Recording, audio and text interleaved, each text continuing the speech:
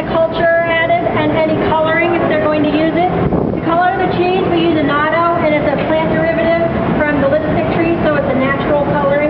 Does not add any flavor. The reason they add some coloring to some of the cheese is that geographically, certain parts of the country are used to eating orange cheese. Georgia, Midwest, Western folks seem to like orange cheese. The rest of us like white cheese, so we accommodate the orange cheese lovers. After the milk sets up in those tanks, there's blades, and it breaks it all up, and then it gets deposited into one of these 3 finishing trays, and as curds away, like you see here in the front, the spinner goes back and forth and helps break it up. It allows the whey to drain. There's drain in the bottom of each tray, and we store the whey and send it off to Middlebury, and they make whey powder. And each one of these trays holds 4,000 pounds of curd, and they do 18 to 20 batches a day. So it's like 72,000 pounds of cheese every day. Once all the whey is out of the tray and you're left with just the curd, then they put on a plow, which is in the farthest tray right now, next to the far wall.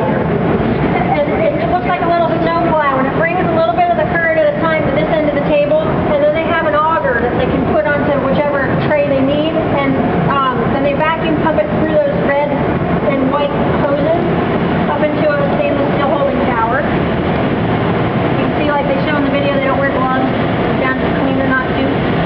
If they have a glove on, it's either because they're dealing with jalapeno peppers or they've got a cut. When they're working in here, it's 80 degrees and up on this side. That room right there, the end of it's about 40, 42 degrees.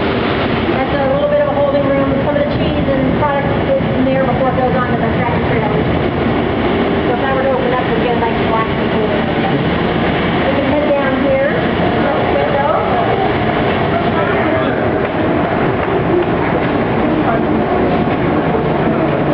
Everything is stored in the way, so don't trip over this.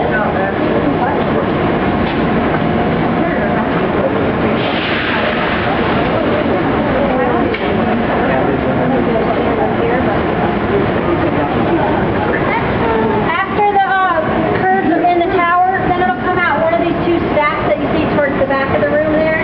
There's a bag, self-feeding bag, and then the block gets pushed into it. Hopefully one will come out while we're looking or on the way back. That yellow blinking light means they have a problem with the bag.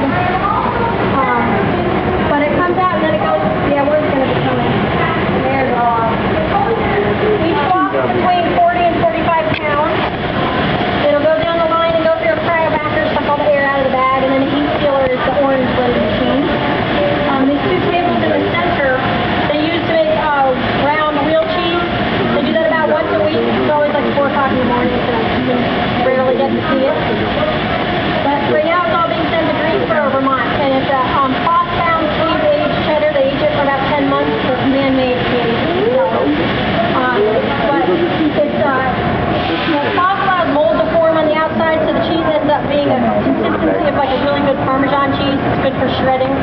Won Best in Show over 900 other entries last year. It's called Jasper Hill. It's an awesome gourmet cheese. We can head down to this next window and see where the